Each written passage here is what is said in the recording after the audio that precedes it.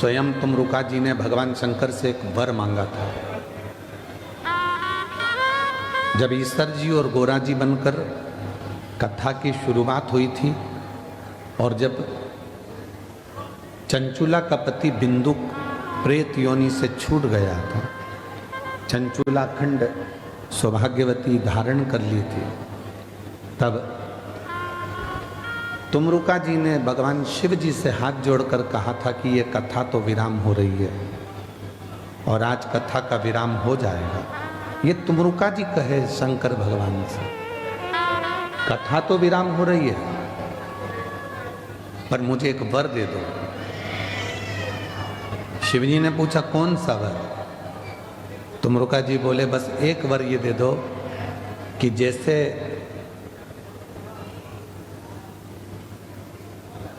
कोई जाता जाता घर के बच्चों को कुछ देकर जाता है, उसी तरह जिस दिन ये शिव पुराण का विराम हो उस दिन आप भी जितने शिव भक्त इस कथा को सुन रहे हों उन सब की झोलियां भर कर चले जाए। ये वर दे दीजिए। इसीलिए शिव महापुराण की जो छठे दिन की रात्रि होती है या 5 दिन की कथा होती है तो चौथे दिन की रात्रि होती है, उसको शिवरात्रि कहते हैं। और जिस दिन कथा का विराम होता है उस दिन लाखों की संख्या में शिव भक्त केवल बाबा के चरणों में बैठकर कथा इसलिए सुनते हैं कि मेरा बाप, मेरा पिता, मेरा बाबुल, मेरा बाबा आज जाएगा तो कुछ ना कुछ अपनी बेटी को, अपने बेटे को गोदी में देकर जाएगा। देकर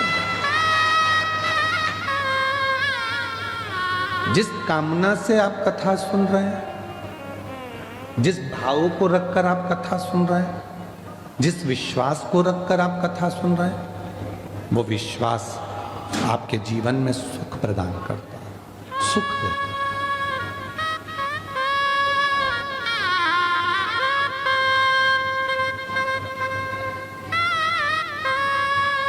भरोसा प्रदान करता है।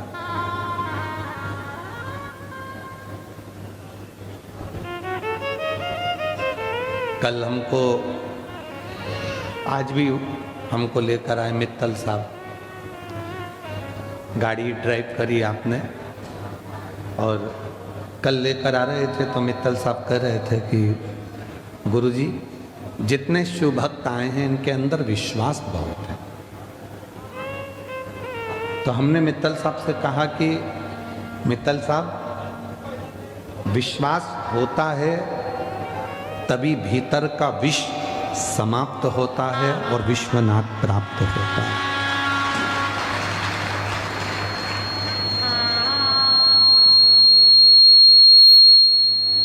अगर विश्वास नहीं होगा तो भीतर का विष समाप्त नहीं होगा, विष समाप्त नहीं होगा तो विश्वनाथ नहीं मिलेगा, तो विश्वनाथ नहीं मिल सकता।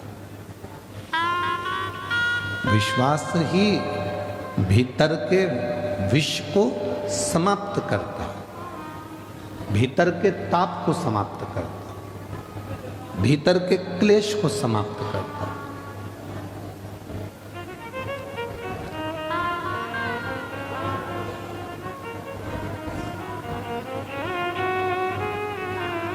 एक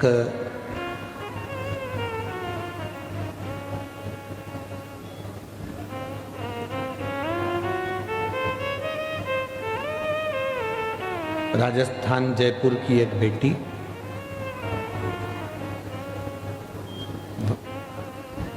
वनीता करके उसका नाम है,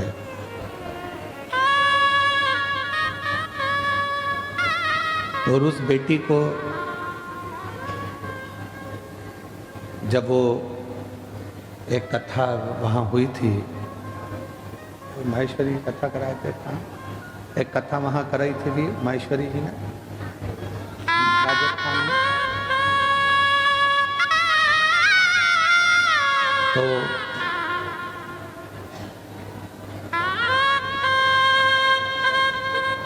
रतनगढ़ में कथा थी, तो एक वनीता नाम की एक बच्ची जो कि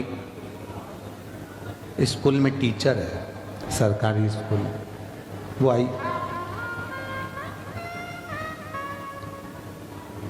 समिति वालों से उसने निवेदन करा माहेश्वरी जी से कि मिलवा दीजिए, मिलवाए। बहुत रो रही थी। हमने पूछा बेटा क्या हुआ, तो कहा गुरुजी एक बड़ी बीमारी हो गई है, कैंसर जैसी बीमारी से कौन बच सका।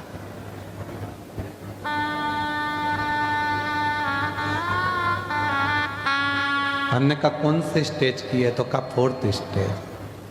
बच्चे, तो कहा अभी 1.5 साल का लड़का है। हमने कहा ठीक।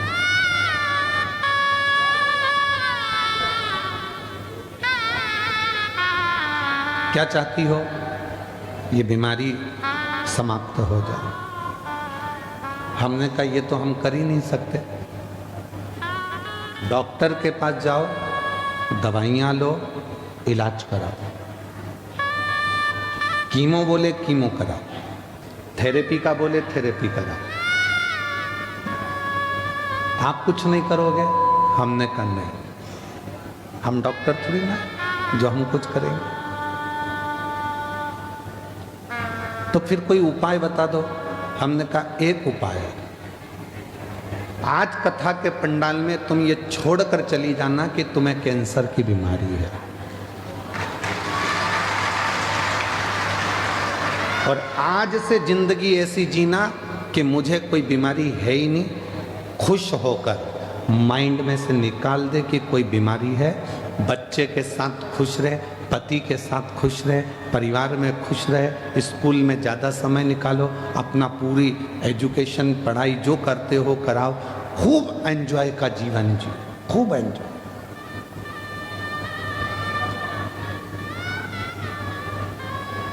और वही बच्ची फिर हमारे एक जजमान के यहाँ कथा थी, तो वहाँ पर हम जब गए, वो कहाँ कथा थी, जयपुर में, तो अग्रवाल जी के यहाँ हमारा ठहरना हुआ था। फिर वहाँ वो मिलने, हमने पूछा क्या हुआ, 4th स्टेज का कैंसर था। कहा गुरुजी सारी रिपोर्ट नील आ गई, मैं ठीक हूँ।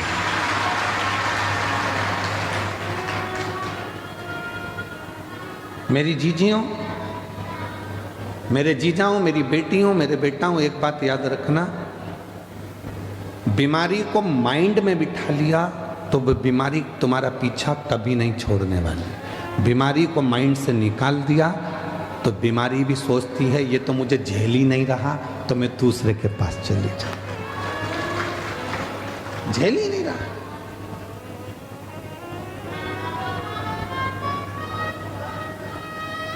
हो सकता है हमारी बात का लोगों को बुरा लग जाए, पर बोलो तो हम कह देते हैं, बोलो तो हम बोल दें। हो सकता है हमारी बात का लोगों को बुरा लग जाए, पर उसका उत्तर पूरा बड़ौदा और गुजरात देना। अगर कोई प्रश्न करे तो दे दोगे।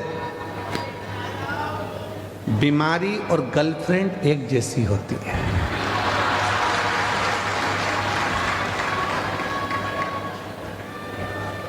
आपने दिमाग में से निकाल दिया, ये दूसरे के पास चली जाती है।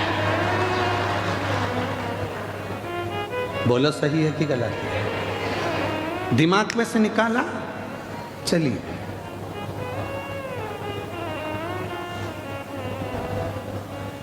जब तक झेलते रहोगे तब तक उसके मोबाइल का बैलेंस भी तुम्हें डलवाना है, घुमाने भी तुम्हें ले जाना है, अपनी बाइक पे बिठाकर चाउमीन भी तुम्हें खिलाना है, और लोचा भी तुम्हें कराना है। लोचा भी तुम्हें। अब और तुमने एक दिन मन में सोच लिया इतना पैसा तो मैं फालतू का खर्चा कर रहा हूँ, मेरे मम्मी पापा जिससे मेरी शादी कराएंगे वो मुझे जब मिलेगी और इतना मैं जब उस पर खर्च करूँगा तो मेरी ज़िंदगी संवर जाएगी, वो मुझे प्यार करेगा। खत्म खत्म।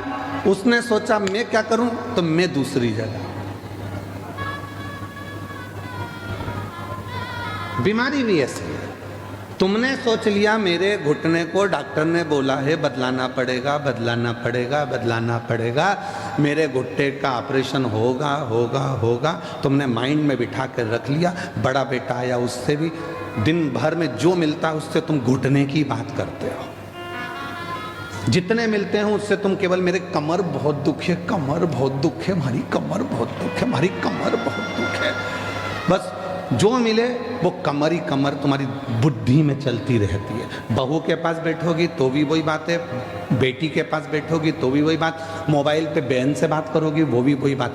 जो बीमारी ने तुमको घेरा है तुम उस बीमारी से बाहर ही नहीं निकल रहे हो, क्योंकि तुम्हारी माइंड उस बीमारी में फंस चुका है। जिस दिन तुमने सोच लिया कि आज मैंने बड़ौदा की कथा सुनी है, बीमारी को आज यहीं पटक कर जा रही है और गारंटी है 3 महीने में मेरा रिजल्ट अच्छा है। उसका प्रमाण ये लाखों भक्त, एक पत्र आज भी आया है, उसमें भी यही बात लिखी। देखो,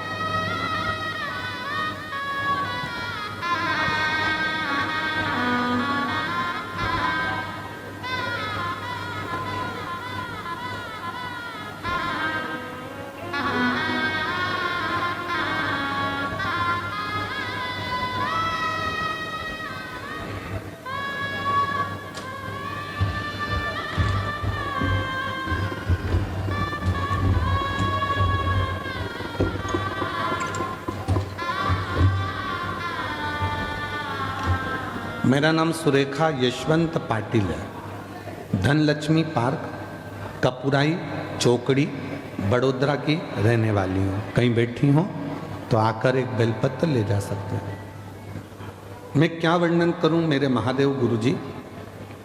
एक लोटा जल सारी समस्या का हल।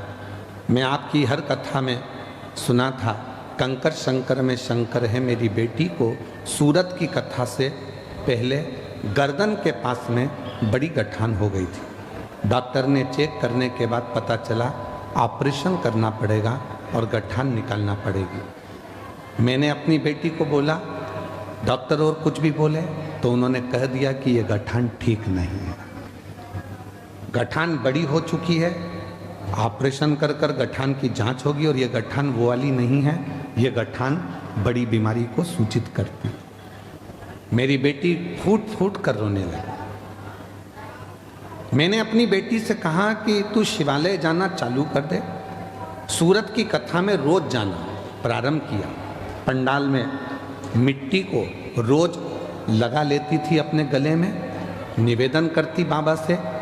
और दूसरी बात, जैसे ही कथा पूरी हुई उस गठान की फिर वापिस जांच कराने के लिए सोनोग्राफी के लिए गई और बाबा ने ऐसी कृपा कर दी कि उसकी पूरी गठान गल गई और रिपोर्ट नॉर्मल है। गुरुदेव 15 दिन, देखो उसने लिखा 15 दिन बाद बाबा ने ऐसा क्या चमत्कार किया कि रिपोर्ट निकालने के बाद रिपोर्ट नॉर्मल आई और उसके बाद भोले बाबा पर खुद से ज्यादा विश्वास बढ़ गया, खुद से ज्यादा।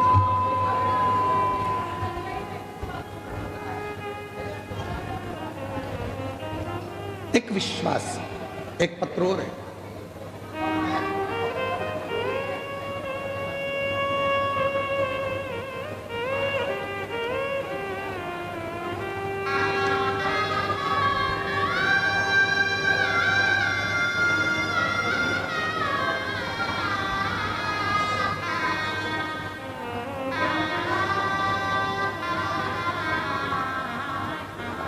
ममता बेन कचहर में आजवा रोड कमला नगर की रहने वाली हूँ।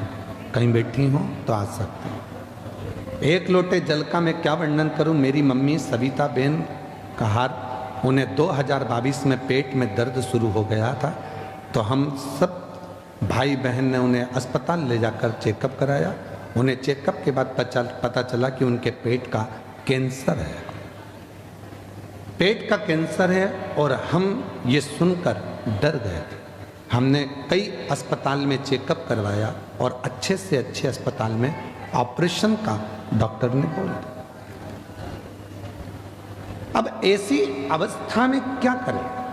किसी ने कहा कि शिव जी पे चढ़ा हुआ जल पीना प्रारंभ करो, एक बेलपत्र खाना प्रारंभ करो। रुद्राक्ष मंगवाया सीहोर का और रुद्राक्ष का जल शिव को चढ़ाकर पीना प्रारंभ करा। 6 महीने बाद जब जांच कराई तो सारी गठाने गल चुकी थी और कैंसर नील बता दिया। कहीं बैठी हो तो आ सकते। क्यों? उसका कारण क्या है? हमने फिर हो सकता है आप लोगों को बुरा लग जाए, पर सत्यता है जो हम बोले हैं उसको दिमाग में रखना।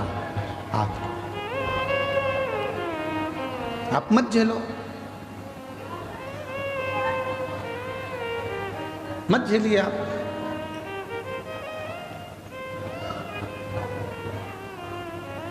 चलो जाने तो अब ये बात भी जाने तो, आप तो छोटी सी बात पे आप कोई व्यक्ति आपको बार बार आपके पास में आ रहा है और आपने उसको झेलना बंद कर दिया तो वो दूसरी जगह चले गए। मत झेल। बीमारी को जब तक तुमने झेल कर रखा है, दिमाग में बना कर रखा है, वो बीमारी तुमको घेर कर रखेगी। और जिस दिन तुमने बीमारी को अपने दिल और दिमाग से निकाल दिया कि मैं एकदम ठीक हूँ, आई एम फाइन, मुझे कोई मतलब, मैं स्वस्थ। फोन कर कर बहन पूछेगी क्यों तेरे पाँव का दर्द कैसा है? तू बोल रही थी घुटने का ऑपरेशन। अरे काय का ऑपरेशन? भोलेनाथ जी को लोटा भर के जल चढ़ाती हूँ, पी जाती हूँ, बाबा ने मेरे को ठीक कर दिया। तुमने अपने मुख से कहना प्रारंभ कर दिया मैं ठीक हो गई, मैं ठीक हो गई, मैं ठीक हो गई, तो 24 घंटे में से एक क्षण के लिए सरस्वती हमारे मुख से निकलती है और तुम्हारी वाणी सिद्ध हो जाएगी और तुम ठीक हो जाओगे। और तुम दिन भर रोते रहोगे, भगवान सारा दुख तूने मुझे ही दे दिया, भगवान सारा दुख मुझे ही दे दिया। दिन भर यही बात के लिए रोगे तो भगवान भी कहेंगे और बच्चा कुचा किसी का दुख हो तो इसी को दे दो। तो कचरे का डिब्बा दिखता है तो कचरा डालने की याद आती है। बोलो बोलो, ईमानदारी से बोलो, जरा सही बोलो। जहां कचरे का डब्बा दिखेगा वहां। और तुम देखो रोड के किनारे अगर तुम किसी ऑफिस में जा रहे हो तो लोग जहां थूक देते हैं ना, तो उसको देखकर तुम्हें भी थूकने की याद आती है। बोलो बोलो, सही है कि गलत है? उसी तरह सारा दुख तुमने अपने ऊपर, भगवान तूने मुझे दुख दे दिया, भगवान सारा दुख मुझे ही दे दिया, भगवान इतनी परेशान। तो भगवान कहेंगे जब सब यहीं थूक के जा रहे हैं तो अपन और कचरा इतना पड़ा है तो और पटक दो, उसमें क्या दिक्कत लग रहा है? पर तुमने उस कचरे को साफ कर दिया, थूकों को साफ कर दिया, फिर किसी की हिम्मत नहीं है कि वहां कोई कचरा डाल दे, क्योंकि वहां कचरे का डब्बा है ही नहीं, तो कचरा क्या खाते देगा? जब है ही नहीं तो फिर क्या लगेगा?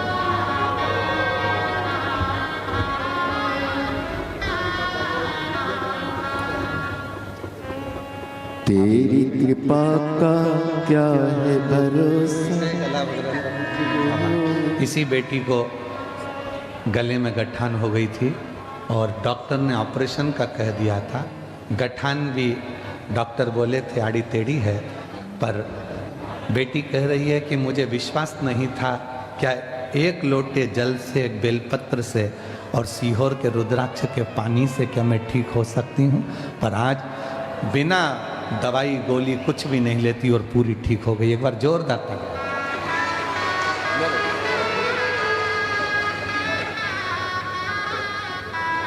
जिस पर भी हो गई तेरी कृपा करुणा, भव पार हुआ,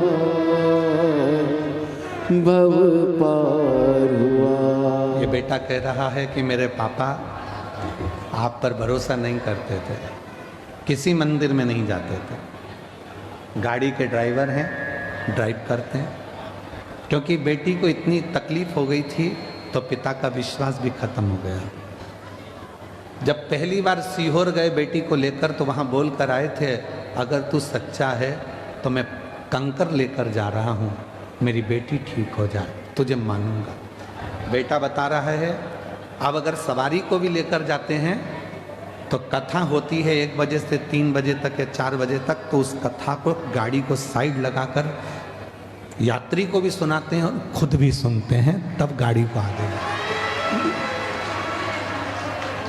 विश्वास छोड़ो।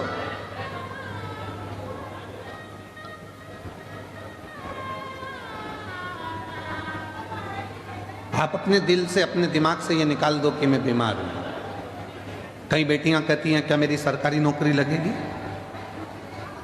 हम उनसे पूछते हैं तुम सरकारी नौकरी करोगे? हाँ।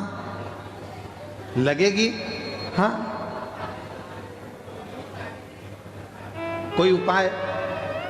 तो हम बेटियों से, बेटाओं से कहते हैं अगर सरकारी नौकरी चाहते हो, तुम कहते हो कि कोई उपाय, उसका एक ही उपाय है, अपनी मेहनत को 4 गुना बढ़ा लो, रात दिन एक कर दो, परिश्रम खूब करो, और आखिरी में जिस दिन कंपटीशन एग्जाम में बैठो, एक बेलपत्री पर शहद लगाकर शंकर को चढ़ाकर चले जाओ, फिर वो कार्य बाबा संभाल। मेहनत करो, परिश्रम करो। अब हम मेहनत भी नहीं करें, परिश्रम भी नहीं करें और सोचे कि सीवर वाले बाबा जी ने कहा है तो मेरा जॉब लग जाएगा, नौकरी लग जाएगी, नहीं लगे। मेहनत आपको करना पड़ेगा, परिश्रम आपको करना पड़ेगा। आ जाओ।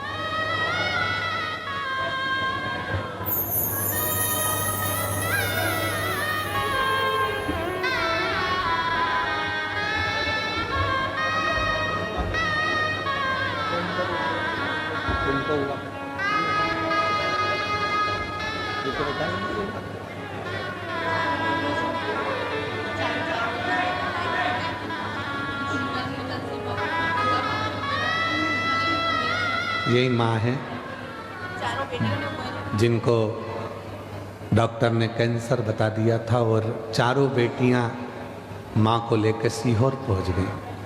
कंकर शंकर पूजन करके रुद्राक्ष लेकर आ गई। जांच भी कराती रही, दवाई भी कराती रही, जो जो डॉक्टर बोला सब कराया, और आखिरी में हिम्मत करी तो पूरी रिपोर्ट नील आ गई और सारी गठाने गल गई। रोते नहीं आप, आंसू पोछो, पहले आंसू पोछो, अच्छे खुश होकर जाओ। इतनी अच्छी आपकी बेटियां हैं, आपको संभाल ली, और क्या चाहिए? बस शिव के जो जैसी भावना लाया वो वैसा ही फल पाया, नहीं खाली उसे लौटाया, वो मन ही मन हर्षाया, कर दिया माला माल काशी वाले ने, लुटा दिया भंडार काशी वाले ने, लुटा दिया भंडार काशी वाले ने, कर दिया माला माल काशी वाले ने। जिस विचार को तुम्हारी चित्त वृत्ति में तुम लेकर आओगे, तुम वैसे सोच लिया कि सरकारी नौकरी करना है, मिलेगी, मेहनत करना पड़ेगी, परिश्रम करना पड़ेगा।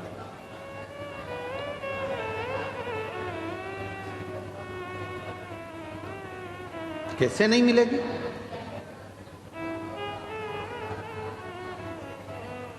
सूरत की कथा में एक बात कही थी कि दुनिया में कोई ऐसा सिंहासन नहीं है और कोई ऐसी कुर्सी नहीं है जिस पे तुम नहीं बैठ सकते।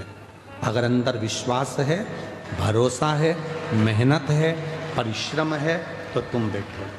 कई लोग कहते हैं गुरुजी हमको आशीर्वाद दो, अगली बार हम कथा कराएं, हम जजमान बनकर खुद कथा कराएं।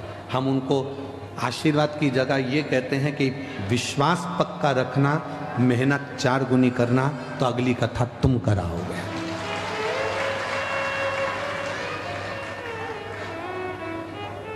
हम मेहनत ही ना करें, परिश्रम ही ना करें और सोचें कि सब कुछ मिल जाए तो नहीं मिल सकता। सीहोर वाले महाराज जी के पास में ऐसी कोई ना तो भभूति है, सीहोर वाले महाराज के पास ना कोई ऐसा टोना है, ना कोई ऐसा टोटका है कि हम तुमको दे दें और तुम्हें गड़ा हुआ सोने के हंडे मिल जाए। अगर ऐसे सोने के हंडे मिलते होते तो हम भी तुम्हारे गांव में नहीं आते। क्यों आते? बोलो सही है कि गलत है? मेहनत करना है, परिश्रम करना है, और वो मेहनत, वो परिश्रम एक दिन तुम्हें उन्नति की उस सीढ़ी पर लेकर जाएगा जिस पर तुमने कभी सोचा ही नहीं था तुम्हें पाएगा। कोई साधन नहीं। एक चने बेचने वाले का बेटा हूं, पिताजी चने बेचते थे।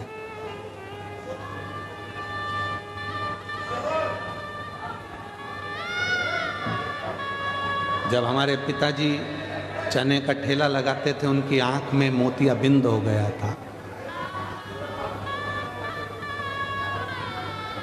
ऑपरेशन के लिए ग्वालियर लेकर गए, पैसा नहीं था। चने के ठेले को हम धकाते, बेचते, जो इकट्ठा होता वो रखते और पिताजी का ऑपरेशन कराते। माँ के पाँव में जो चांदी की पाँव की पायल थी वो भी बेच दी गई। माँ के पास में अगर कोई थोड़ी बहुत रकम थी वो भी निकाल कर बेच दी गई और पिताजी का आँख का ऑपरेशन करा। उस समय की बात है। हिम्मत नहीं आ रही। दोस्तों की किताब लेकर पढ़ाई करी, उनके कपड़े पहनकर स्कूल और कॉलेज चले गए। दूसरे का शादी का मंडप लगा था, उसी मंडप में अपनी बहन की शादी करी, क्योंकि मंडप का पैसा भी नहीं था। हिम्मत नहीं हारी। और आज हिम्मत नहीं हारी, इसीलिए आप लोगों से कहते हैं किसी ने साथ नहीं दिया। जो इतना इतना डोंडी पीटते हैं, परिवार इतना बड़ा है, कुटुंब इतना बड़ा है, रिश्ते इतने सारे हैं, कोई साथ नहीं देता। व्यर्थ की बात है। अकेले पैदा हुए हो, अकेले परिश्रम करना है और अकेले ही सिंहासन पर बैठना, कोई दूसरा नहीं आएगा। तुम किसको अपना दुखड़ा सुनाते हो? थोड़ा सा घर में तकलीफ हुई तो बहन को फोन कर दिया, भांजी को फोन कर दिया, बेटी को फोन कर दिया, उसको फोन कर दिया। नहीं नहीं, तुम्हारा दुखड़ा कोई नहीं मिटा सकता।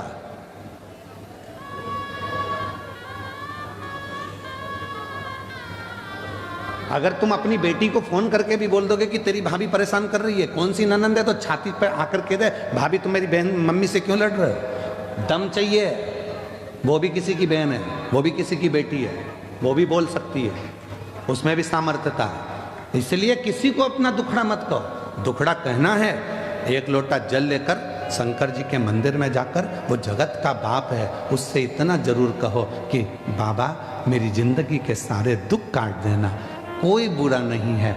हो सकता है मेरी किस्मत में पूर्व में कोई कर्म भोगने का रह गया था, वो आज भोग रही हूँ, पर बाबा तू तो कर्म के लेख को भी मिटा सकता है, तो मेरे लेख को भी मिटा देना और मुझे अच्छा कर दे। उसको कहो ना, किसको कह रही? भाई आया तो उसको कह दिया, बहन आई तो उसको कह दिया, रिश्तेदार आए तो उनको कह दिया। क्या कर लेंगे रिश्तेदार?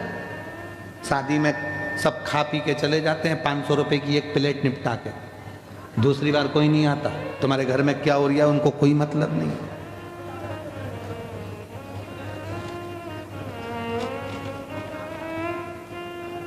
अदालत में जब तलाक का केस चलता है, कोई रिश्तेदार अगर खड़ा नहीं होता, बाप खड़ा है, माँ खड़ी है, बेटा खड़ा है, बेटी खड़ी है, बस वही खड़े हैं, बाकी का कोई नहीं आता। कौन आएगा?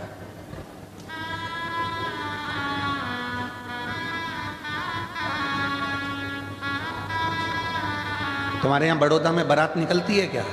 दूल्हा घोड़े पे बैठ के, घोड़ी पे बैठ के निकलता है? जम के तो बोलो। नाचने वाले घोड़ी के पीछे नाचते हैं कि आगे? आगे। ठीक है। और मरने के बाद अर्थी निकलती कि नहीं निकलती? निकलती है। परिवार वाले आगे नाचते हैं कि पीछे? जितने परिवार वाले रिश्तेदार होंगे, शादी में, खुशी में सब आगे होंगे, और दुख आया तो सब पीछे होंगे। अकेले आगे चलना है, अकेले आगे चलना। खुशी है तुम्हारे यहां, धन है तुम्हारे पास में, बहुत खुशियां हैं, सारे रिश्तेदार आगे आगे नाचेंगे। मैं रसगुल्ला ला दूं, मैं जलेबी ला दूं, मैं ये ला दूं, मैं वो ला दूं, मैं ये कर दूं, कपड़े पहना दूं, चेन पहना दूं, अंगूठी पहना दूं। सारे रिश्तेदार आगे आगे आगे आगे आगे आगे। खुशी है तो, और दुख आया सब पीछे। बात करते करते जा रहे, कितना अच्छा था, निपट गया।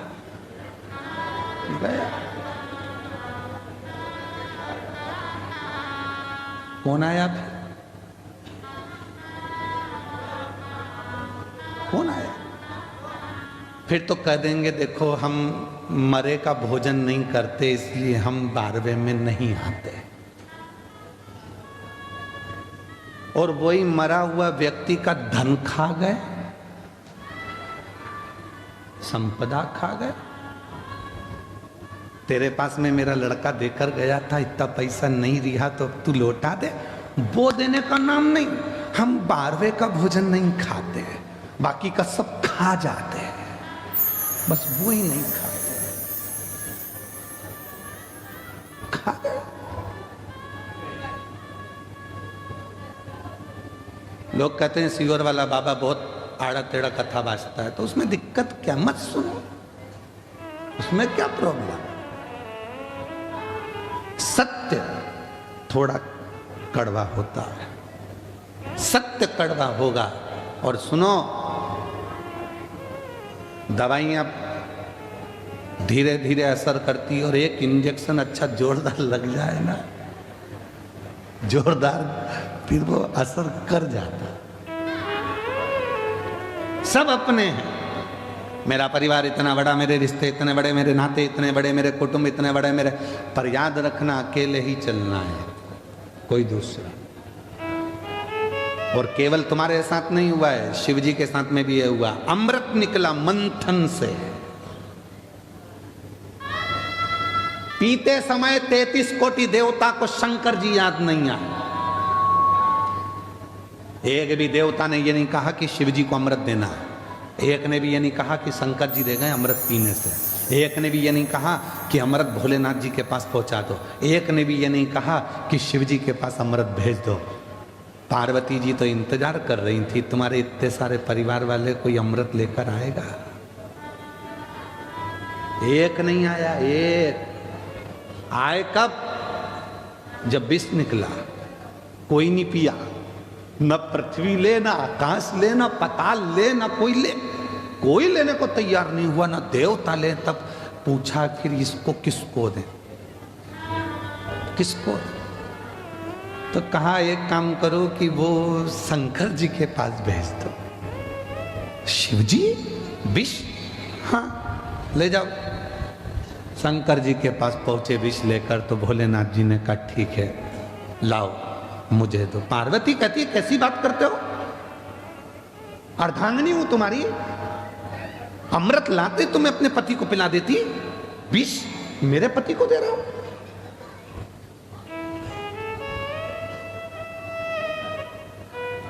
पार्वती जी सामने खड़ी हो गई, मेरा पति विष नहीं पिएगा, और सुनो स्वामी विष मत पीना। शंकर भगवान ने अपनी पत्नी को अपने पास में बिठाया, समझाया, पार्वती तू मेरी अर्धांगिनी है। एक चतुर पति, जब परिवार के लोग धोखा करते हैं, पत्नी अंदर से कछोटती है, इतना सबके लिए करा, उसके बाद भी तुम्हारी जिंदगी में दुख ही लिखा। तब भी चतुर पति अपनी पत्नी के कंधे पर हाथ रखकर समझाता है, तुझे तेरे पति पर विश्वास नहीं है क्या? ऐसे बंगले गाड़ी अगर ले भी जाएंगे तो अपने पति पर भरोसा रखना, 4 फैक्ट्रियां और खोल दूंगा, उतना बल है अगर तेरा साथ मेरे साथ है। अगर तेरा साथ मेरे साथ है तो 4 फैक्ट्रियां, 4 दुकान और खोल दूं। बच्चों का क्या होगा तो उसकी चिंता मत कर। मैं जब आया था बड़ौदा में तो मेरे पास भी कुछ नहीं था, उसी ने तो मुझे दिया है। अगर ये खा भी लेंगे तो मेरे ललाट पर लिखा हुआ कोई नहीं लेकर जाएगा, वापिस जोड़कर आगे बढ़ जाऊंगा। जाने दे। शिव जी ने धर्म पत्नी के कंधे पर हाथ रखा, मां जगत जननी पार्वती के कंधे पर हाथ रखकर शिव जी कहते हैं, पार्वती तू कह रही है कि विष नहीं पीना? पार्वती मालूम है तुझको, तू जगत जननी है, जगत जननी है, और मैं देवों में देव महादेव हूं। अगर कल की ठंडी रोटी बहुएं नहीं खाती, मां रसोई घर में देखकर आती है कि रोटी कितनी बची है, और आते से जब बहू गरम गरम खाना अपनी माँ के लिए लेके आती है, सास के लिए, तो माँ रोटी निकाल कर दे देती है, बेटा मुझे ठंडी अच्छी लगती है। क्या माँ को ठंडी रोटी अच्छी लगती है? नहीं, सब गरम खा रहे हैं तो सास को भी गरम रोटी अच्छी लगती है, पर उसको मालूम है टिफिन में रखी है, बाद में फिका जाएगी, कहीं बाहर जाएगी, कोई को देना पड़ेगी, उससे अच्छा है ठंडी रोटी मैं खा लूं। वो खा जाती है। तो तू तो मां है पार्वती, तू जगत जननी है पार्वती, और तू कह रही है कि मैं विष ना पीऊं। शिव जी ने जब अपनी धर्म पत्नी को समझाया, मौन हो गई मेरी मां जगत जननी, मौन।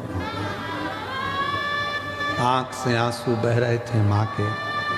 शिव जी बोलते हैं, एक बात बोलूं पार्वती? बोलो।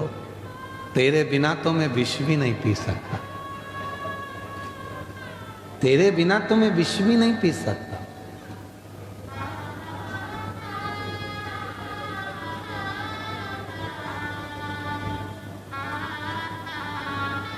तलाक शब्द मुसलमानी शब्द है।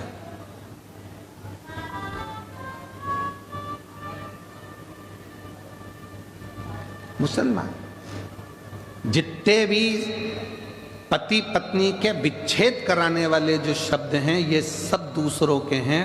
हमारी भारतीय परंपरा में, सनातन धर्म में एक भी ना तो मंत्र ऐसा है, ना कोई साधना ऐसी है, और ना कोई नियम ऐसा है कि पति पत्नी को कोई अलग कर सके।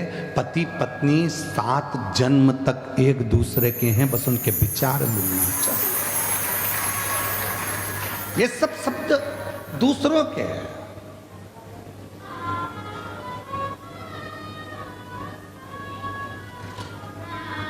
ये सारे शब्द दूसरों के।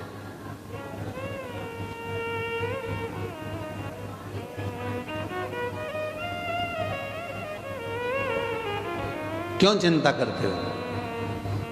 तू बोल, मैं तेरे बिना तो विष भी नहीं पी सकता पार्वती, तू बोलेगी तो मैं विष पीऊंगा। ठीक है। पार्वती जी ने कहा, गणेश जी, कार्तिकेय, अशोक सुंदरी, जया, विषहरा, शामली बारी, दौतली देव, इन सब बच्चों को दूर कर दो, नंदी को भी दूर कर दो, तब विष पीना। इनको मालूम पड़ेगा कि हमारे पिताजी को देवताओं ने विष दे दिया था और खुद ने अमृत पी लिया था, तो इनके मन में गलत भाव आ जाए। दूर करो इनको।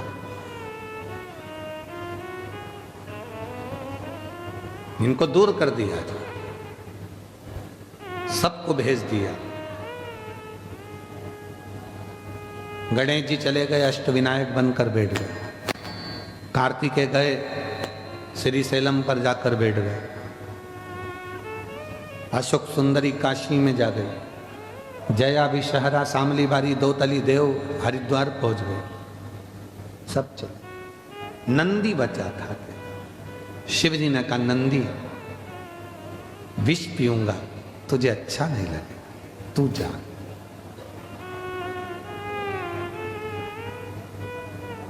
घर में कोई एक प्यार करने वाला होता है जिसको तुम्हारे धन से मतलब नहीं होता, तुम्हें देखकर जीता है, तुम्हारे चेहरे की खुशी देखकर जीता है। शिव जी के चेहरे की खुशी देखकर जीने वाला एक ही था, वो था देवती देव महादेव का नंदी। इसलिए आज भी मंदिर के बाहर उनका चेहरा देखता रहता है बैठकर, वो जीना सीखा।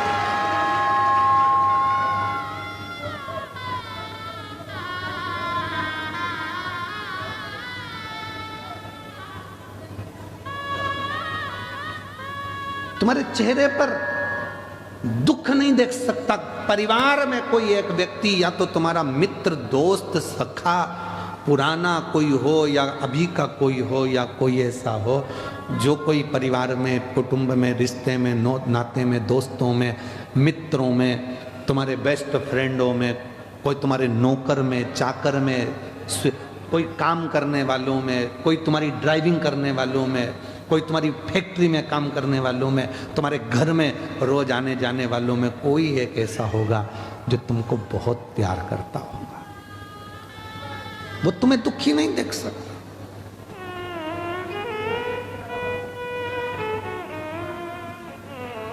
नंदी जाओ।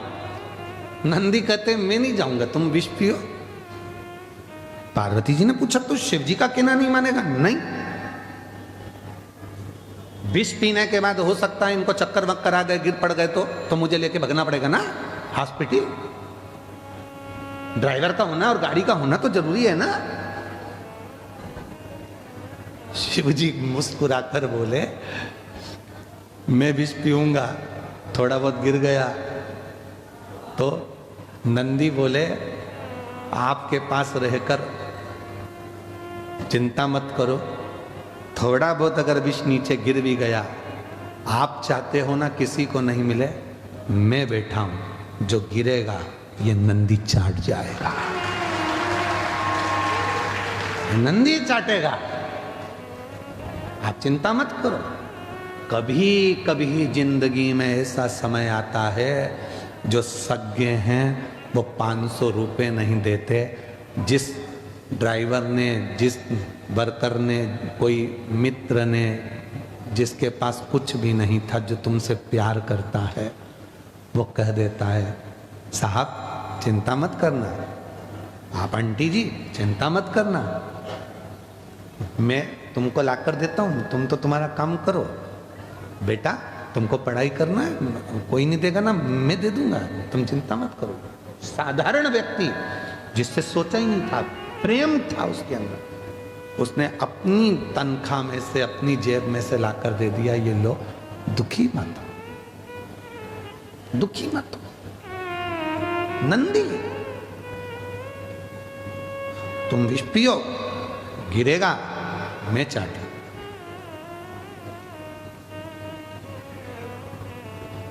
पार्वती जी के चेहरे पर मुस्कुराहट आ गई। कोई स्नेह करने वाला हो तो नंदी तेरे जैसा हो। किसी को नहीं देखता, केवल शिव को देखता, केवल शिव।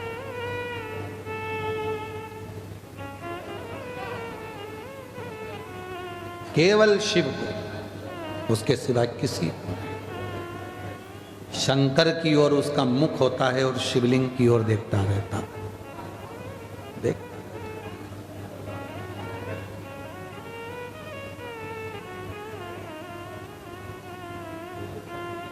देखता।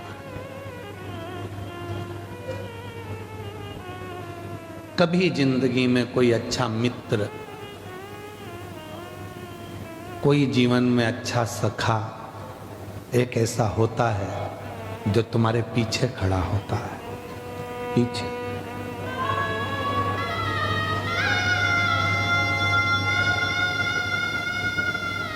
कोई जिंदगी में कोई अपना एक ऐसा हो जाता है जो तुम्हारे पीछे खड़े होकर तुम्हें हिम्मत देता है, घबराना नहीं, मैं हूं।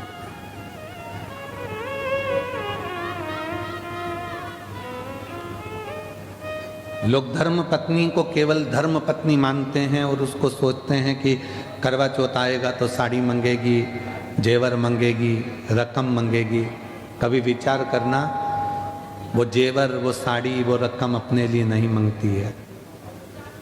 उसको मालूम है जिस दिन मेरे पति पर अगर थोड़ा भी दुख आया तो मेरे जितने जेवर हैं वो इसी के काम आने वाले हैं, मेरे लिए इसी के काम आने।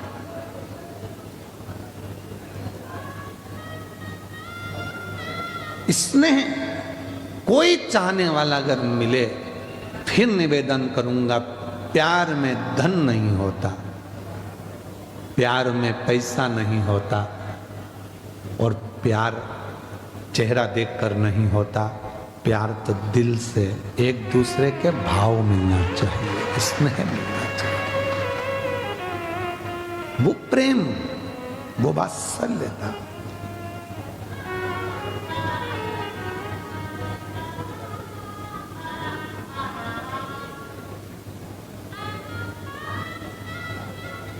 हम जिन मित्रों की किताब लेकर पढ़ते थे, हम जिन मित्रों के कपड़े पहनकर स्कूल चले जाते थे, उन मित्रों के भी रिश्तेदार कहते थे तेरे कपड़े मत दिया कर इसको।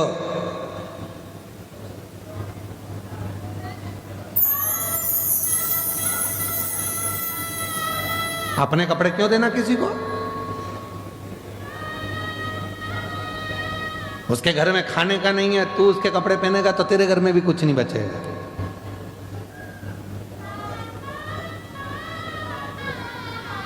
मत देना इसको कपड़े। अपनी किताब क्यों देता है?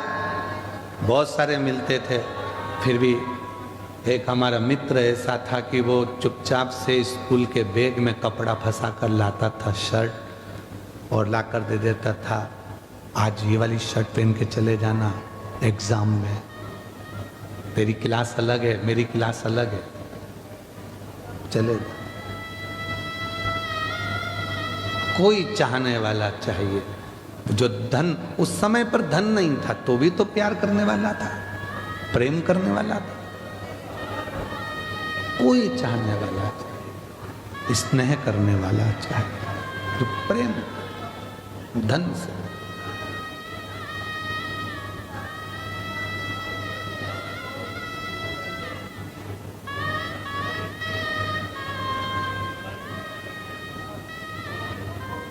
महाराज जब स्नेह पार्वती जी ने देखा शिव जी को कि शंकर भगवान विष पीने की तैयारी में है, पार्वती जी ने विचार कर लिया मेरे पति विष पिएंगे, मैं क्या करूं? आद्य शक्ति जगत जननी जगदम्बा दुर्गा भवानी जैसे ही शिव विष पी रहे थे, पार्वती जी उनके कंठ में जाकर बैठ गई। मां पार्वती कंठ के अंदर विष को नीचे उतरने ही नहीं दिया। उतरता तो मरते ना, उतरा ही नहीं। पार्वती कंठ में बैठी है, वो विष उसी गले में घूम रहा है, नीचे नहीं जा रहा। अगर विष नीचे चले जाता तो शंकर पूरे नीले पड़ जाते, पर उनका केवल कंठ नीला पड़ा, इसलिए नीलकंठ महादेव हो। नीचे ही नहीं गिरने दिया, विष को जाने ही नहीं दिया, कंठ पर रोक दिया। मेरी जीजियों, मेरे जीजाओं, घर की एक धर्म पत्नी केवल ऐसी होती है, तुम्हें लगता है कि वो घर में रहती है तो बहुत ऐश और आराम की जिंदगी जीती है। तुम दुकान पर सर्विस में नौकरी पर रहते हो तो तुम्हें लगता है कि मैं ही थकता हूं, केवल मैं ही थक रहा हूं, और वो ऐश की जिंदगी जी रही है। एक धर्म पत्नी अगर सच्ची है ना, तुम्हारे लिए भोजन भी बनाती है, बच्चों का टिफिन भी बनाती है, पढ़ाती भी है, बुजुर्ग माँ बाप की सेवा भी करती है, और शाम को तुम्हारी दुकान से आने का, ऑफिस से आने का इंतजार भी करती है, भोजन भी बनाकर फिर रात्रि को तुमको देती है।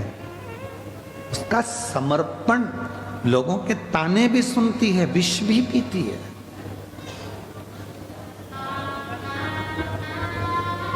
वो सच्ची धर्म पत्नी। केवल विवाह हुआ, शादी हुई, एक आध बच्चे हो गए, जरा सी बात खड़ी हो गई और उसके पीछे तलाक हो रहा है, तो समझ लेना कि तुमने अपनी जिंदगी को भी सही जिया ही नहीं। और तुमको लगता है कि इस लड़के से तलाक ले लूंगी, दूसरी शादी कर लूंगी, या मैं इस लड़की से तलाक ले लूंगा, दूसरी शादी कर लूंगा। हो सकता है कि आने वाला समय कैसा हो, उसको निभाओ, समझो क्यों विवाद हो रहा, किस चीज के लिए, थोड़ा निभाओ, साधु। हाँ, कोई धन का ही मीत है, पैसे से ही प्रेम है, तो फिर तलाक भी हो सकता, पर धन का मीत नहीं है, केवल प्यार चाहता है, केवल प्रेम चाहता है, तो फिर पैसे को बीच में मत लाओ, धन बीच में।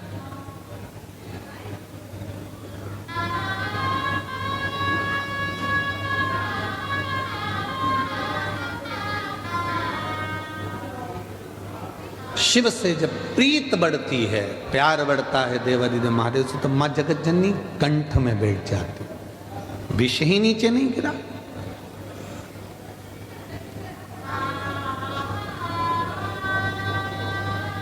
थोड़ा सा 2-4 बूंद नीचे गिरा तो मेरे नंदी ने उसको साफ कर दिया,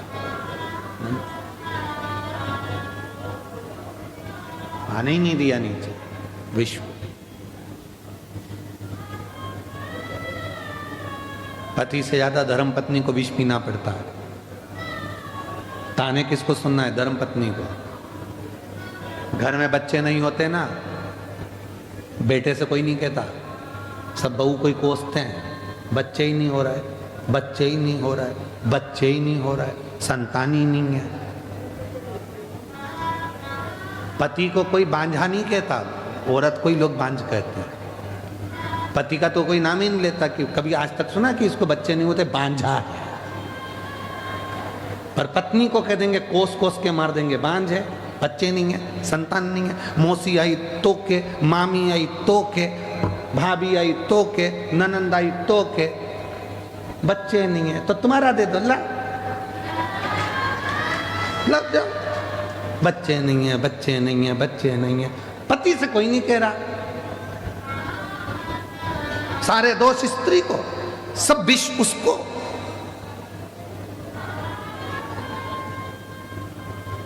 खाने में नमक नहीं डाला, इसको तो आता ही नहीं है। अरे भाई नहीं डाला कोई बात नहीं, भूल गई होगी इतने काम में।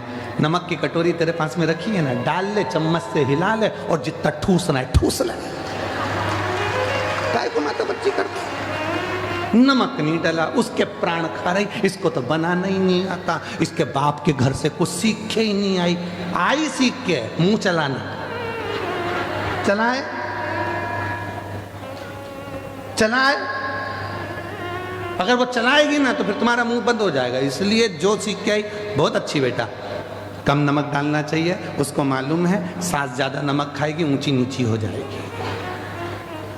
शक्कर कम डाली, कोई बात नहीं, शुगर ऊंची नीची हो जाए। अच्छा, हम आपसे पूछें, बड़ौदा वालों, बताना जरा, उत्तर देना, सब समझदार बैठे हो, उत्तर दे सकते हो। पहले के समय में, दादा परदादा के समय में शुगर की बीमारी थी क्या? जम के बोलो, नहीं थी। नाथद्वारा में, श्रीनाथ जी की हवेली में, सांवरिया सेठ में, सालासर जी में, बाबा जी के यहाँ जितने मंदिर थे, तिरुपति में, चाहे जितने मंदिर होते थे द्वारका नाथ में, सबसे ज्यादा मीठा ही चढ़ता था, और चोगना मीठा। मावा 250 ग्राम तो शक्कर 2 किलो, इतना मीठा बनता था, और इतना मीठा लोग खाते थे। बोलो सही है कि गलत है? शुगर की बीमारी होती थी? नहीं होती थी। क्यों नहीं होती थी? जितना मीठा वो खाते थे उतना मीठा वो बोलते थे। आज के समय में शुगर की बीमारी क्यों हो रही है? क्योंकि लोग शुगर खा तो रहे हैं पर जीवन से निकाल नहीं रहे हैं। शुगर का लेवल बराबर करिए, मीठा खाओ, मीठा बोलो। अगर मीठा बोलते रहोगे तो शुगर बाहर निकलती रहेगी। जिसकी शुगर नहीं निकलती वो नस में घुसते घुसते घुसते घुसते शुगर की बीमारी हो जाती है। इसलिए मीठा खाओ पर मीठा बोलो तो शुगर लेवल में चलती रहेगी, शुगर का लेवल बराबर चलता है। अब वो घुस रही है नस के अंदर, अब वो बाहर नहीं निकल रही तो वो खून में भरा गई। शुगर को तो बाहर निकालो ना, थोड़ी थोड़ी शुगर बाहर निकलेगी तो वो खून में नहीं जाएगी, वो खून में जा रही है क्योंकि। और शुगर की बीमारी कैसे होती है? अंदर से कुड़ते रहो कुड़ते रहो कुड़ते रहो, शुगर बीपी सब हो जाएगा। बाहर निकालो, स्माइल प्लीज, थोड़ा मुस्कुरा लो, शुगर बीपी सब लेवल में आ जाएगा, कोई बीमारी नहीं, एकदम आई एम फाइन, मस्त। आग लगे बस्ती में, अपन रे मस्ती में। करके देखना, मीठा खा भी लो ना तो थोड़ा मुस्कुराओ, हंसो, ठाका लगाओ, बच्चों के बीच में बैठो, खूब एंजॉय करो, थोड़ा बहुत साउंड तेज चलाकर नाच भी लो। तेरे डमरू साउंड चेक कर, तेज करा, थोड़ा एंजॉय कर लो। रसोई घर में अगर भोजन बना रहे हो तो फुल एंजॉय के साथ खूब एंजॉय। श्री शिवाय नमस्ते। बच्चे आकर चिल्ला रहे हैं, परिवार आकर चिल्ला रहा है, तो भोजन बनाने वाला आधा डिप्रेशन में पड़ा हुआ है, भोजन बनाएगा तो भोजन भी, फिर वो उसको भी गुस्सा आता है, और गुस्सा आता है तो फिर वो आटे पर गुस्सा निकलती है, आटे पर गुस्सा। और वो आटे पर गुस्सा निकला तो आटे की रोटी बनी, और रोटी बन के सबको खिलाई गई। अब सब शाम को 4 बजे तक जैसे ही ऑफिस से आए, सब आग बबूला। कहा हमारे घर में इतना गुस्सा कैसे आ गया? क्योंकि तुमने वो घर की बहू को इतना डिप्रेशन दे दिया, घर की माँ को इतना डिप्रेशन दे दिया कि वो पूरा आटे में, या फिर चाय बनाती है तो उसकी अदरक में ले वो अदरक को कूट कूट के पूरा गुस्सा निकाल देती है, और वही गुस्से की चाय तुम पी जाते हो, तो पीते से आग बबूला, मेरा नाम चिंचिंचू, वही गुस्सा भरा गया। भर लो।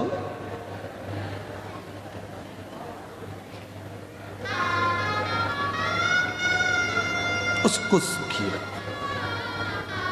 तुमने अगर मेरी जीजी को सुखी रखना चालू कर दिया तो जी जाओ, तुम्हारी तो बल्ले बल्ले हो जाएगी पक्का।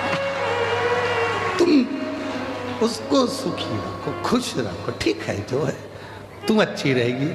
पार्वती मैया कंठ में बैठ गई, विष नीचे नहीं आने दिया, विष नीचे नहीं करने दिया, गिरे कैसे?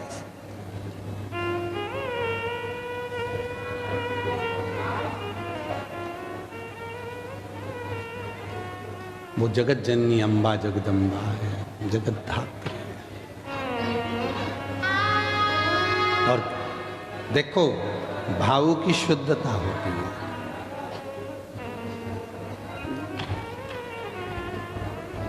अगर दिल में अगर परमात्मा बसा है तो तुम फिर कहीं पर भी बैठकर उसको भज सकते हो। कहीं वो एक गुजरात का एक गीत बड़ा सुंदर था, उसमें वो माताएं ने, जिनने भी वो गीत गाया है, उसमें बहुत पहले वो गीत चलता था कि पंछी डारे उड़ी ने जाए जे पावागढ़ रे, और माँ काली ने जय ने कीजे गरबा।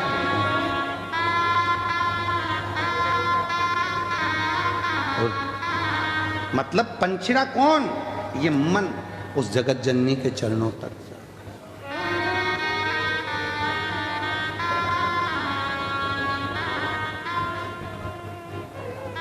इसकी एक लाइन और क्या है? जय ने कीजिए गरबा के रमे। हमारा गाँव का सुनार भाई जल्दी आओ रे, हमारा गाँव का सुनार भाई बेगाओ रे।